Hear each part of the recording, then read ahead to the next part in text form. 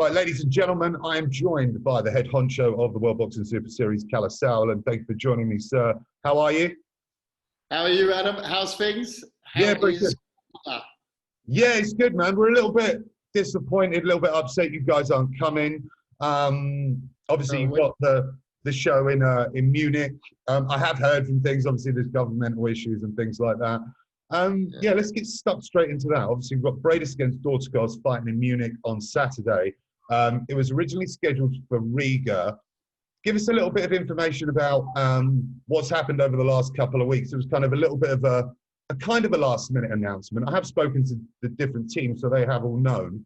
So yeah, explain that to us, please, mate. Well, I mean, first of all, you know, the original. I have to go back to tell the whole story. I mean, it's more than a couple of weeks. It feels like a lifetime. You know, we obviously had the bout scheduled for March. Week before it hit, our wretched friend, as they call him, Corona, it hit, and we, you know, obviously everything got pushed back. We didn't know what was happening, so we just postponed to May. Obviously, we quickly found out May weren't going to happen. That got cancelled because we didn't see the point in postponing until we knew what the situation was in terms of where we're going and how to do it. And then I was actually over in Latvia. We had a look at the situation in Latvia, which is very, very, as you know, it's one of the best countries in Europe at the moment. Yeah, there's nothing here. Yeah, there's nothing. It's incredible. But it's also down to the fact that they locked the whole country down. Not the country, but the borders. And that was basically the point where we said that that's not going to work for us with, you know, their political view on it, which has worked miracles for the country. So credit to them. It's no baddie on the government there. They've done a great job. But of course, that didn't fit in with our team that has to travel over. I'm not even talking about the boxers yet. I'm talking about the whole crew, which you've seen at the other WBSS events. It's a bit different. So, you know, that quickly made us realize that to put this on and not have to postpone or change it, we'd have to go behind closed doors. And then we looked at where to put it. We looked obviously at, you know, the politically, I'm going to use the word politically, safest place to do it. And that for us was Germany, because for the, let's say, the Central European countries was certainly the country that had handled the pandemic, in our eyes, the best way. Yeah, that's interesting, and obviously, you know, that was our view. We're not experts like anyone else. There's no one's expert in this. Even the experts aren't experts at the moment. And then we looked at, you know, how are we going to do the show? And Plaza Media, which people who know about production, is the best film studios in Europe, bar none. So it was a sort of given. You know, from a personal point of view, obviously I know promoting in Germany very well and how that can work and stuff like that. And we saw that was our safest bet to do it. The reason we waited with the, let's say, the public announcement, you know, beforehand, everyone else was informed behind the scenes. Obviously, the boxers didn't get 2 weeks' notice. Yes, I know that. I did know that. Yeah. Was that, you know, just in case this moving target moved again, we kept the time scale very tight, so that, you know, we did have that chance to suddenly move to, you know, Stuttgart, you know, for example. You just don't know in this time. And we have had this target the whole time, and I say we, me on the sporting side, almost lesser. It's been very much the WBSS team. You know, the CEO, Andreas Benz, and his whole team has done a great job in handling the whole, you know, we're talking about scientists, politicians, lawyers, God knows what else. Yeah, this is not a boxing conversation. So definitely no place for the chief boxing officer. So this was a totally different dynamic to any other event. I think in my life, I've been involved in quarter of a century almost of being in the fight game. I've been involved in over 1,000 world title fights, you know, and I've never, ever, I mean, I've seen some terrible ones to put together. I remember, I don't know, Klitschko Hay in Hamburg, you know, we were obviously promoting Hay at the time. And it was, you know, there was a, you know, mad dynamics with personality. This had nothing to do with personalities or teams or this, that, and the other. It's nothing on the boxing side. It was just this moving target, you know.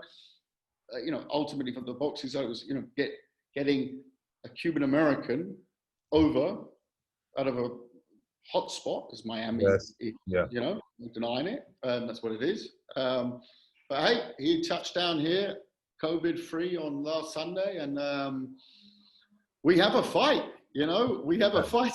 So that's, sorry about the long rant, but I have to. No, it's good to know. It's good to know this.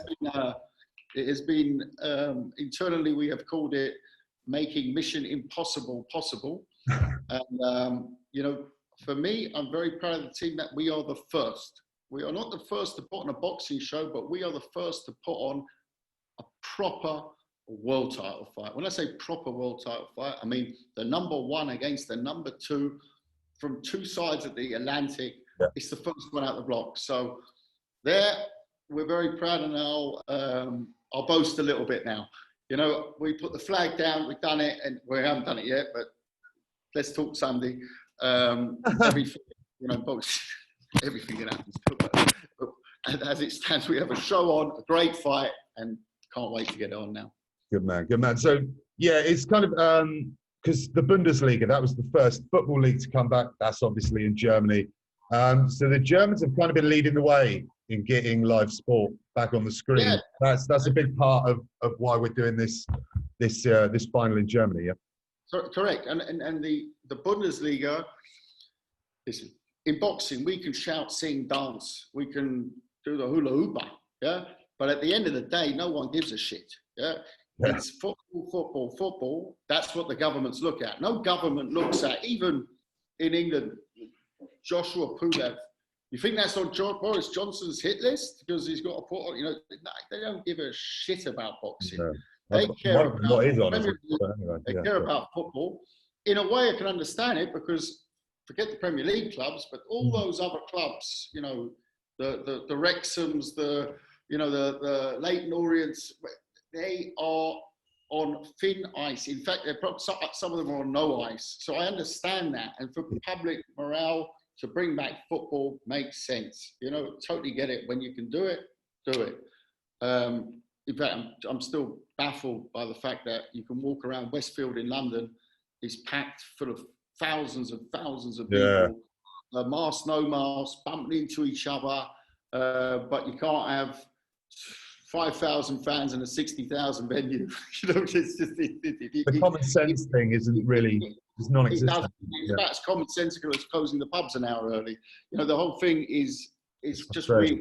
But to let's say defend them, maybe there's something we're missing. And once again, we ain't experts. We can only go on it. We can all have a bit of a laugh about stupid decisions, but maybe they're based on something we don't know about. But maybe communication would be a factor. But now we're getting to a political discussion. So yes, we are. It's happening. I've done interviews yesterday, and it's just going that way. It's so strange what's going on. Obviously, I'm based in Riga, Latvia. It's hard. You were based in the best place. I mean, you know, yeah, it's hard to work out. I was over there for 4 or 5 days in, I think it was July, and it was nothing going on. Yeah, it was very nice. Yeah. Okay, so that's we spoke about the upcoming cruiserweight fight. Everyone and anyone is talking about a World Boxing Super Series heavyweight competition. How did I know you'd ask? How did you know? Yeah. You can tell me to ask you. Yeah. You know, the funny thing is, I'll be totally honest. This kicked off from an interview I did, I think with Coogan. I'd arrived late at night, had a long day traveling, got back, had an interview with Coogan late at night, and then suddenly I made one statement. I said, we're looking at all these weights. You know, I keep myself always very vague because at the end of the day, it's not my decision. I put the weights together, they go to a board, and the board decides what weights they are. But I mentioned that one weight, yes, the heavyweights, and it was more of a banter, like, you know, I think listen, I've always been against having not the best against the best. By taking the two champions out, if they're going to tango twice next year, Fury and Joshua, you know, you can't say it's the best, but this is sort of almost down to fan demand that we're looking at it, because it's exploding. You know, I've had, you know, I mean, I should have maybe not done it in fight week, because it's sort of really, people are throwing graphics out there, pick the lineup already. I had an internal call this morning, said, Kalle, is this our lineup? And I'm like, no, you know. Cool though, exciting. They wouldn't be in my top 15, let alone my top 8. Oh, really? You know? Yeah, so I mean, you know, it's interesting, and it shows that it's great. I do think there's other, you know, the other one that picked up, I must say, I do throw out a fishing line occasionally. And the other one that's picked up a lot of momentum was the females as well, where everyone says, oh, we've got to do that, we've got to do that. You know, so the heavyweights and the females, sort of, if I put a public barometer on it, the heavyweights, yeah, everyone seems to love it. The good thing, I can't really make a mistake, and we can't really make a mistake with the heavyweights, because there's so many around that mark that the 8 you finally get, you're always going to have some people, oh, why didn't he go in? Why didn't he go in? But I think there's so many at that 8 that, you know, and we can't do more than 8. So yes. But it's a special time with Corona at the moment, you know. So we're doing different things. A little bit out of the box, you know. And the heavyweights, let's face it, it's great for boxing if they both if they do those 2 big fights next year. But hey, you know, I'm not sure whether those 2 fights even get made within 12 calendar months. Yeah.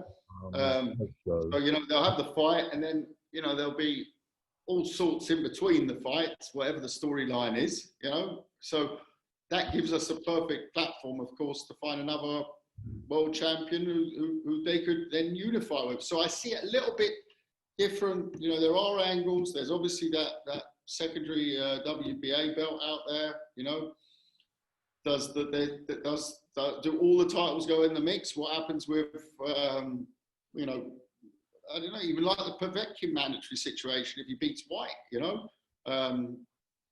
Would this be a good opportunity to make the Ali Trophy almost like a world championship belt? Do you know what I mean? Yeah, I mean, that's been our goal. You know, a lot of people have said, oh, you're in here to create a new... We're not there to do that. We're here to answer questions. We are here to answer questions in a weight class, which I think we've successfully answered so far. We've successfully answered who the best super middleweight, bantamweight, super lightweight, cruiserweight is, and you know, that's what we do. But this one does intrigue. There's, you know, this is about matchups, and it would be matched so deep that the quarterfinals already would be. I mean, it'd be great for us so far, but these would be on another level, to be honest. Yeah, I mean, they really would be very, very interesting fights. So, you know, it's about, does it make sense for everyone that potentially could be involved? You know, we'd have to look at it. You know, at the same time, though, it's not that it's this weight class and we're doing this weight. There's no confirmation that we're not even anywhere near that stage. We're still in the assessment stage, so we're looking at 4 or 5 other weights. We're looking at those females as well. And in the females, actually, there's 2 different weights that I'd be looking at, you know. Really? Wow. You look at the super feathers, you've got the welterweight, which you do around a catch weight, you know. Yes. Once again, belts all good, and we want world champions in, but it's really about the fans and the fights. You know, that's what we number do. one. The number one, yeah. You know, and very often that number one, you know, goes in the tournament potentially without a belt. Nonito Donaire, he was a whisker away. He went in, people said he was at the wrong bloody weight, you know. I mean, you know, the wrong weight. Can you hit the wrong weight? I mean, those people, eat your words, people. Eat your words, you know. That's, you know, I remember being, I was in a gym in Miami in between fights, and I had Joe. You remind Joe, when you see Joe, you remind him of this. I had Joe, and then Eddie called me. Eddie, in that order. Because they had the standby, it was Paul Butler, and it was the double header in Glasgow. It was Taylor Martin and Ryan Burnett versus Donaire. Yes. And listen, have you seen, he's in Disneyland? I said, what?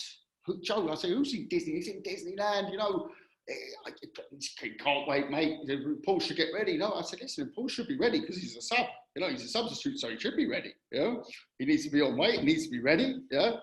But everyone was like, Donaire is never, and this experienced people like Joe Gallagher, one of the top trainers who knows the game in and out. They all didn't believe in Donaire making the weight for the first fight. He had to keep that weight over the year. You know, they had the fights, you know, the three fights happened over a year. 12-month period. He had to keep that weight. In Tokyo, he was running around before the weigh-in, tanking it up on a Gatorade, you know, on a Powerade energy drink, you know, before the weigh-in. You don't see bantamweights in their prime doing that, you know. So he kind of moved up too quick, didn't he? Up the weights. Yeah. Everyone has got an opinion. Opinions are like you know what, but at the end of the day, it's in. I always say the proof is in the pudding, and sometimes you've got to believe, and sometimes you've got to believe in what you're doing. And I knew when we put Donaire in, that's his weight. Yeah, he ain't a champ, but he's more than a champ. You know, so it's not necessarily always about the champs. It's about the personalities. It's about their CV. Yeah, or it's about putting a kid in there who you think, you know what, he's an outsider. Ryan Martin. Everyone told me in America, he's hot shit, yeah? Bless Ryan, lovely kid. He had a terrible night out. I mean, Taylor didn't let him get going and he absolutely smashed him. He didn't do well. That was a wild card, maybe that it was my recommendation, but he was an undefeated American, so he brought something to the table for us, you know, but he didn't, you know, but it was one of those that didn't work. They don't always work.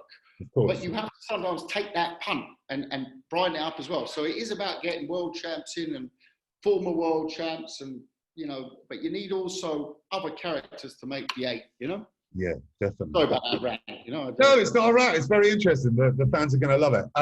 I'll ask you my final question, which is kind of relating to the heavyweight World Boxing Series, but with this. Pandemic and people are a bit unsure about fights coming up and things like that.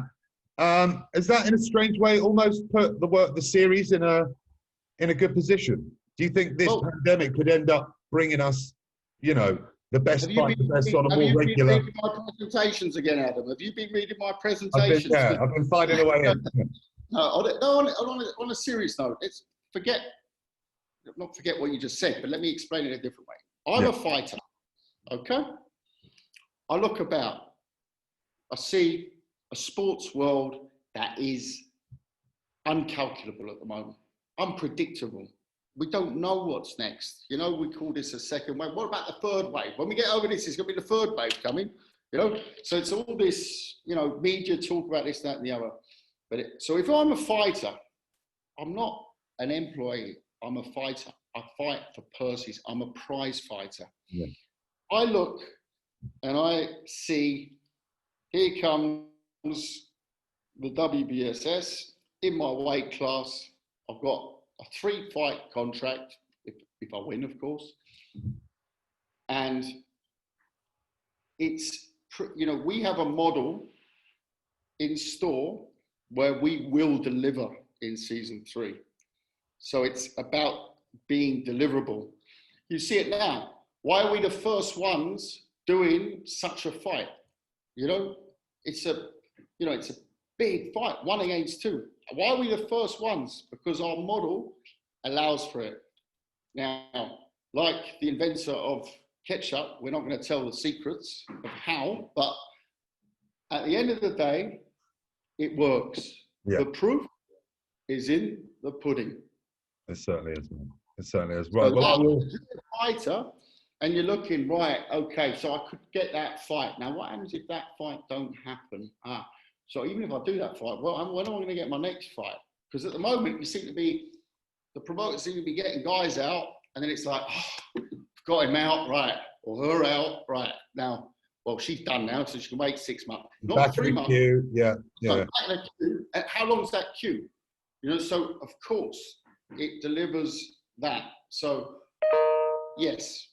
Excellent. To answer, it of course is a very attractive proposition for any athlete. Good stuff, man. Kalle, I really appreciate your time. I know you're having a crazy busy day. I'm going to let you go. Thank you so much, man. Good luck on Saturday, and hopefully I can catch up with you after. Adam, peace out. All the best to Rigo. Take care, man. Look after yourself.